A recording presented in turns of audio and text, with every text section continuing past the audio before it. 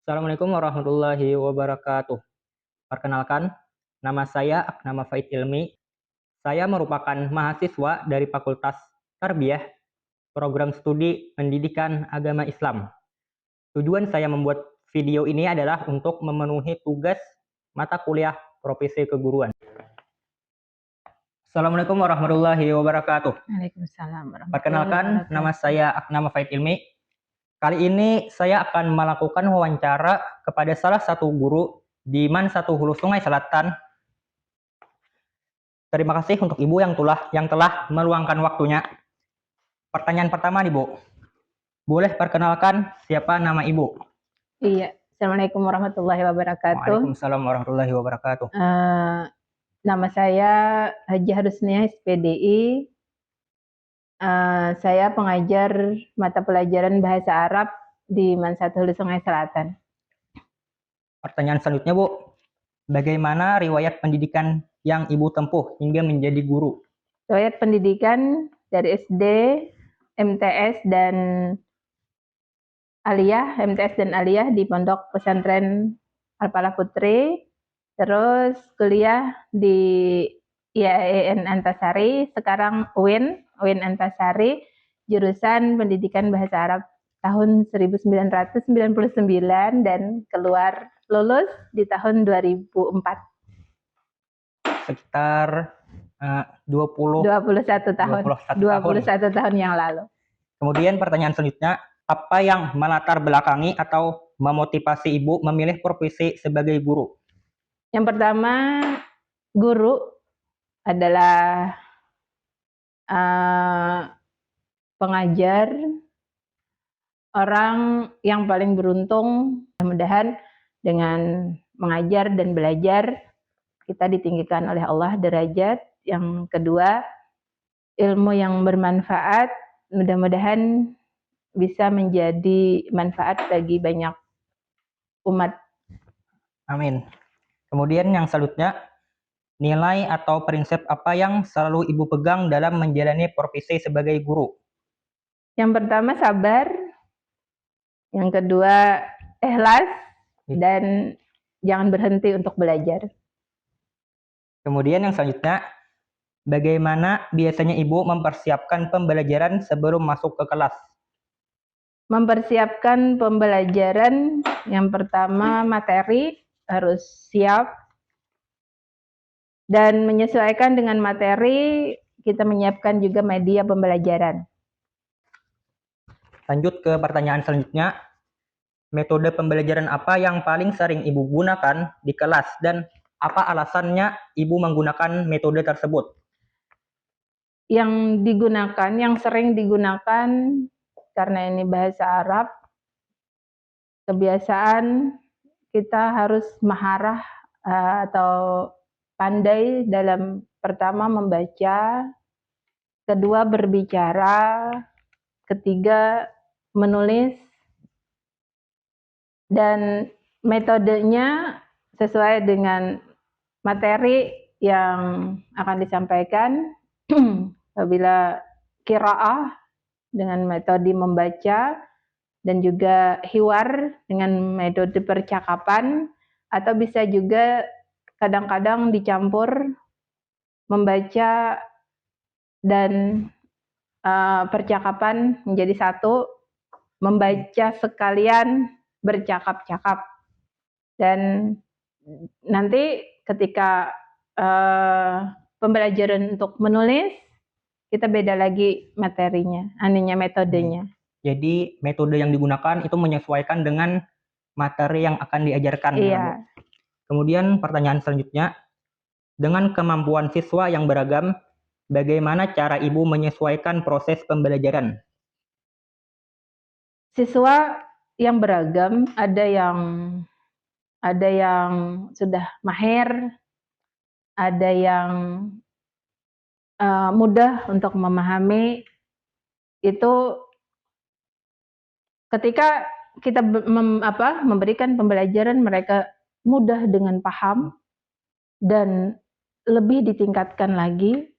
Dan ketika ada siswa yang ketinggalan, maka diulang-ulang lagi sampai akhirnya seimbang. Oh. Selanjutnya, media atau alat bantu apa saja yang biasanya Ibu gunakan dalam kegiatan pembelajaran? Yang pertama yang jelas buku. Oh, Yang kedua kadang ketinggalan papan tulis, dan kadang-kadang juga elektronik, laptop dan lain sebagainya. Tapi yang lebih sering buku dan papan tulis. buku dan papan tulis itu lebih sering digunakan Iya. di dalam kelas ya, Bu. Pertanyaan selanjutnya, bagaimana cara Ibu melakukan penilaian terhadap hasil belajar siswa? Hasil belajar siswa penilaiannya sesuai dengan materi tadi. Ketika berbicara, maka metode penilaiannya yaitu dengan lisan. Ketika menulis, metode penilaiannya bisa dengan tes tertulis, dan juga sebelum penilaian tes tertulis atau lisan kita adakan observasi ketika mereka praktek berbicara. Jadi metode penilaiannya itu digunakan apa namanya? Menyesuaikan Iya, bisa lisan, tes tertulis, dan juga observasi ketika mereka berbicara. Kemudian pertanyaan selanjutnya, bagaimana cara Ibu memotivasi siswa yang terlihat kurang semangat dalam belajar? Nasihat bahwa bahasa Arab itu adalah bahasanya Al-Quran, bahasa orang-orang Islam, bahasa Nabi, bahasanya Nabi, bahasanya ahli surga. Maka yang ingin ke surga, maka harus memahami bahasa Arab, dan juga apresiasi kecil berupa hadiah kecil bagi yang bisa menjawab pertanyaan. Selanjutnya, apa pendekatan yang Ibu lakukan dalam menangani siswa yang mengalami masalah kedisiplinan? Pertama, teguran. Teguran itu dengan teguran perlahan, nasihat yang maksudnya secara baik-baik tanpa mempermalukan siswa tersebut. Kemudian pertanyaan selanjutnya, apa saja bentuk pengembangan diri yang Ibu lakukan sebagai seorang guru? Yang pertama, harus terus belajar kepada sesama guru bahasa Arab, berbagi pengalaman dan metode apa yang sebaiknya digunakan dalam pembelajaran bahasa Arab pada saat ini.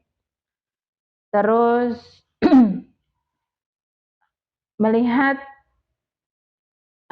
belajar dari media sosial, internet, dan YouTube, juga kadang-kadang dari TikTok juga, yaitu. Ya, selanjutnya menurut Ibu, apa kunci utama untuk menjadi guru yang profesional di era sekarang? Guru yang profesional adalah guru yang bisa beradaptasi dengan perkembangan zaman saat ini.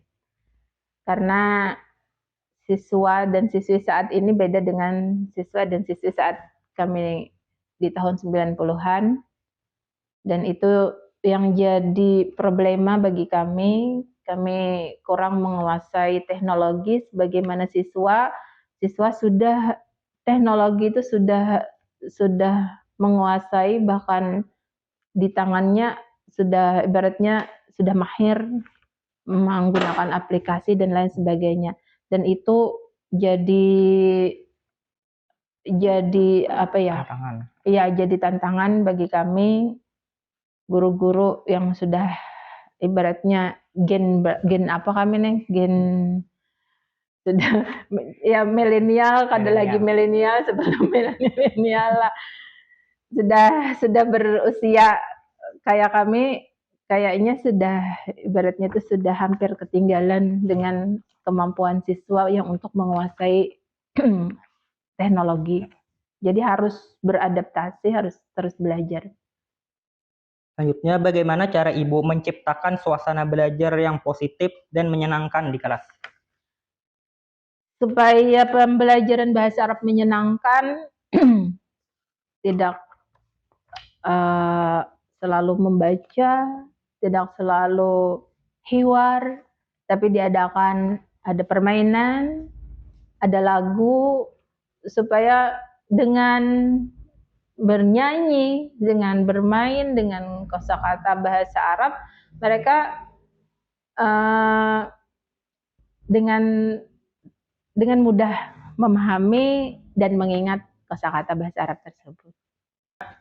Bagaimana Ibu memahami dan menerapkan kode etik guru dalam kehidupan sehari-hari? Kode etik sebagai seorang guru harus menjadi teladan, harus mencontohkan, menjaga ucapan dan perbuatan, dan menghargai setiap siswa tanpa membeda-bedakan. Kemudian selanjutnya, dalam kompetensi pedagogik, bagaimana Ibu memastikan bahwa siswa benar-benar memahami materi pembelajaran?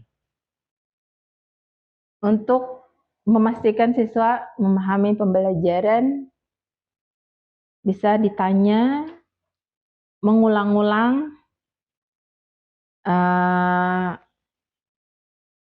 dan banyak-banyak memberikan contoh kalimat. Selanjutnya, dalam kompetensi kepribadian, bagaimana Ibu menjaga sikap dan keteladanan di hadapan siswa?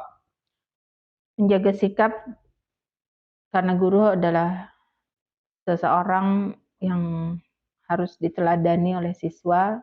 Kita harus selalu sopan, bersikap tenang, sabar, tidak mudah marah, dan memberikan teladan kepada siswa. Kemudian selanjutnya, menurut Ibu, apa tantangan terbesar dunia pendidikan di era global saat ini? Tantangan terbesar yaitu kemajuan teknologi yang cepat dan juga karakter siswa yang berbeda-beda. Selanjutnya, bagaimana cara Ibu menyikapi kemajuan teknologi dalam dunia pendidikan? Menyikapi kemajuan teknologi, yang pertama, prinsip tadi, terus belajar dan mencoba memanfaatkan teknologi tersebut.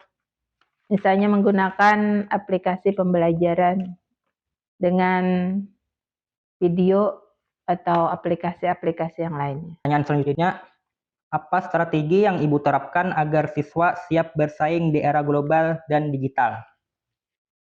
Beri motivasi kepada siswa, mengajarkan dasar-dasarnya yang baik, latihan kemampuan bahasa, karena bahasa itu perlu dalam segala hal, tidak hanya bahasa Arab, tapi untuk berbahasa, untuk berkomunikasi, itu sangat diperlukan dalam segala hal, baik sekarang maupun kehidupan siswa yang akan datang. Selanjutnya, pengalaman mengajar apa yang paling berkesan bagi Ibu selama menjadi guru? Pengalaman mengajar ketika siswa memahami, ketika siswa termotivasi untuk belajar bahasa Arab, dan ketika siswa belajar bahasa Arab itu dengan niat untuk mempelajari agama Islam, dan itu akan terus menerus sampai dia dewasa, sampai akhir hayat. Kan bahasa Arab tadi bahasanya ibadah, bahasanya orang-orang Islam, Bahasa yang digunakan ya, ketika sholat. Iya, dan ketika sholat dia mengerti arti makna dari bacaan sholat tersebut, dia pakai sampai akhir hayat, sampai jadi amal jariah. Itu yang paling membanggakan. Selanjutnya, apa satu hal yang ingin Ibu tingkatkan dalam proses pembelajaran ke depan? Yang ingin ditingkatkan yaitu kemampuan menggunakan teknologi. Karena dengan teknologi saya yakin, dengan teknologi modern saat ini saya yakin bahasa Arab akan semakin berkembang, semakin diminati. Amin. Dan siswa juga semakin lebih mudah untuk mengerti. Kemudian pertanyaan terakhir, apa harapan Ibu untuk masa depan pendidikan di Indonesia? Semoga pendidikan di Indonesia akan lebih maju, pendidikan yang merata, melahirkan generasi yang berakhlak yang baik. Dengan berakhirnya pertanyaan tadi, maka berakhir juga sesi wawancara kita. Terima kasih untuk Ibu yang sudah meluangkan waktunya. Wassalamualaikum warahmatullahi wabarakatuh. Kesimpulan dari wawancara ini adalah menjadi guru bukan hanya mengajar, tetapi bagaimana mendidik, bagaimana menjadi teladan bagi siswa, dan bagaimana caranya mengembangkan diri agar menjadi guru yang profesional ke depannya. Itulah yang dapat saya simpulkan. Wassalamualaikum warahmatullahi wabarakatuh.